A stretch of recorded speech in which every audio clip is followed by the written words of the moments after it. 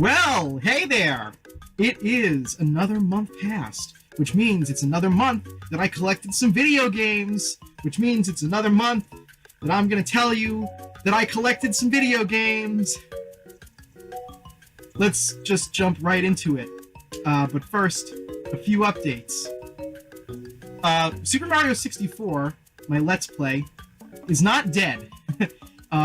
It is going to continue. I've just been very busy with some things going on. I started school again, and I've had some stuff in my personal life that has kind of gotten in the way of it. But it's coming back. Also, for those of you who are fans of my music, all 0 of you, I am going to have another album promotional video like the ones that I've had in the past for my upcoming album. So be on the lookout for that also.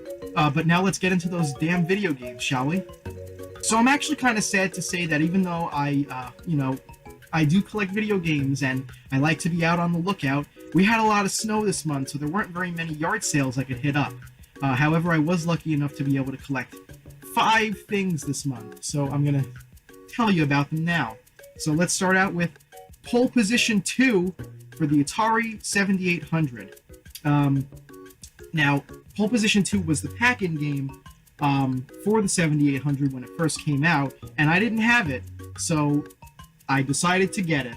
I got this at Game Hut Video Games right here on Long Island. It's in Babylon. My friend Felicia owns the place. She wasn't in when I went to get it, but oh well. She'll end up knowing that I bought it anyway the next time I speak to her, and I let her know that I was there.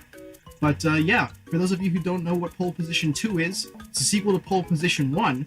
And for those of you who don't know what Pole Position 1 is, it's a racing game, or more like a driving game, sort of, well, it was originally in arcades, and then Atari ported it onto the 2600, where it gained a lot of home popularity. So they made Pole Position 2 to capitalize on that. Pole Position 2 is actually more like an updated racetrack kit for Pole Position 1, because it plays very similarly. They're not really terribly different, but it's still a good game in its own right, and I recommend picking it up if you're a fan of racing games or driving games in general. But of course, it is 8-bit, so you're gonna have to get used to that sort of thing if you don't like that. But there you go, Pole Position 2.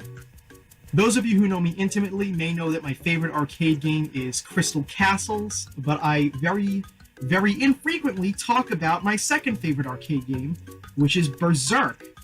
And I have Berserk for Atari 2600. It also came out on Vectrex, and among other things too, but it also came out on Atari 5200, so I picked it up there. And this is probably the better version, aside from the fact that the Atari 5200 joystick is a piece of crap. This is probably better than the 2600 version, and at least I enjoy it more, but nothing of course beats the arcade experience. Berserk is a game where you are a human, or a humanoid as the game calls you, trapped in a maze full of robots, and you have to shoot them all and not die, and score as many points as you can. In the 2600 version, some features were taken out because, of course, it was pretty primitive, but the arcade version features some of the most sampled digitized speech in history. If you've ever heard in electronic songs, intruder alert, humanoid must not escape, and other things of that nature, they come straight from Berserk, the arcade version. Now, since the Atari 5200 is superior to the 2600, although it criminally died and faltered and left the 2600 to live on because it was a failure commercially, it actually has those digitized speech samples in this home version. And oh god, they're so good. Oh god, they're awesome.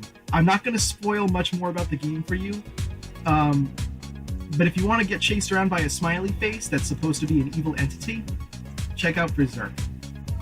This past month, I was fortunate enough to be able to drive to Connecticut to visit my great friends Nathaniel and Shannon Hoover. Those of you on YouTube may know Nathaniel Hoover because he is Gemini Laser, a Let's Player of Mega Man games, and maybe soon other things too. But we're actually good friends. And for Hanukkah, since I am Jewish, they were nice enough to actually buy some stuff for me and give it to me when I went to visit them this past month, which I was very thankful for, and it was super thoughtful of them. So they actually checked out my game collection on backlottery.com, and they noticed that there were a couple games, well, there's a billion games I'm missing, but they went game hunting for me, and they noticed these 2 games I didn't have. So they picked them up for me, and it was super nice of them. So, first of all, I got Overlord Dark Legend for Wii, which I've never really played before, but honestly, I don't know too much about it, but I am excited to give it a shot whenever that finally happens, because I'm always, just like I have a backlog of things to collect, I also have a backlog of things I need to play, and God, I will get around to this. I know I will.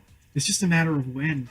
But it looks really interesting. According to Shannon, you seem to play as the bad guy, and she thought that that would be a cool thing for me to give a shot to, since I am always not playing as the bad guy, I suppose. But apparently it received pretty good reviews. I looked into it a little bit, and I'm going to give it a shot really soon. Thanks so much, you guys.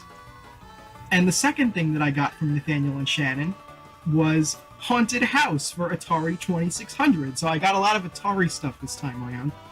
Can never have too much of that because they're all really inexpensive and really easy to get, which I totally mentioned when Nathaniel gave this to me, and he was like, well, I mean, just like you said, it costs like pretty much $1, but it's the thought that counts, honestly, and I wish more people understood this about giving me gifts.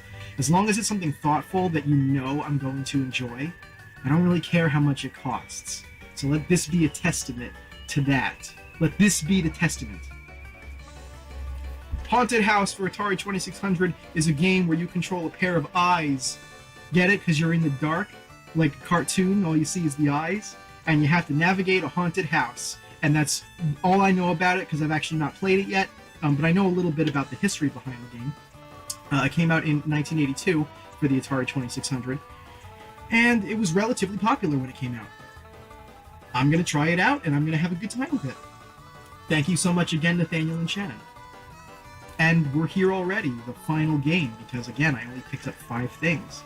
So, a couple of months ago, I was playing the NES Classic Edition over at my buddy Andrew's house, and his girlfriend Christy was there, and we were just all chilling.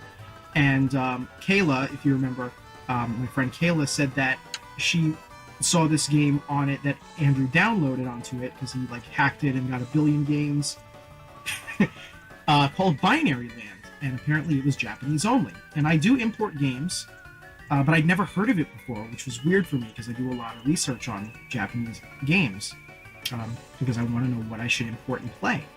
And Kayla remembered it, and she showed it to me. Last month, finally, we actually got to play it, and I was so taken aback by how charming and cutesy and fun it was, that I immediately fucking bought it for my Famicom. So I got Binary Land. And as you can see, it's got penguins! Penguins! And sweet, cool spiders with sunglasses. Binary Land is a puzzle game where you control 2 penguins at the same time. The one on the left side of the screen, your controls are fine, and the one on the right side of the screen, your horizontal axis is reversed. So you have to control both of them and get them to the end of the stage at the same time. It's a maze game, and it's really, really fun. It's actually really, really difficult also, but it's super fun. I really love this game. I love playing it. I'm super glad that Kayla recommended it to me because I have never come across this game ever. No one has ever spoken about it, so I could have gone years without knowing that this game existed. And even after she mentioned it to me, I still didn't see it anywhere until she finally played it with me. So, here you go. I'm really glad that I own this game. To be honest, I have a lot of Famicom games, but this one is one that I keep going back to and playing when I get bored. It's really fun, and I recommend it to anybody. Obviously, importing Japanese games is a little bit of a hassle, but of course you can just download the ROM for this if you really want to give it a shot before you decide you want to import it, or before you decide you don't want to import it, because again, it's a little bit of a hassle. But there you go, Binary Land. It's in a beautiful pink heart, and oh, it's so nice. I love this game! So that's it. We had a short video today, which I guess is pretty good because I tend to overstay my welcome, even for my own standards. So I hope you enjoyed this pickup video, and I'm going to have more in the future. February starts today, which means a whole new month of collecting starts today, which means I better get some money.